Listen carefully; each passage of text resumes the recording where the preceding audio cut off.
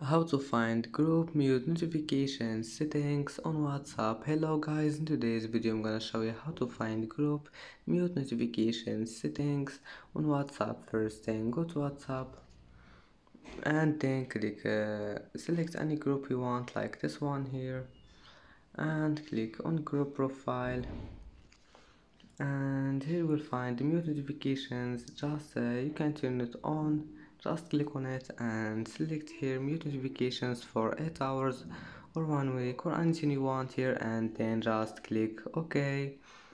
And as you see, you can turn it off again just by one click, and that's it. Now just go back, it will be saved. And that's it for today's video.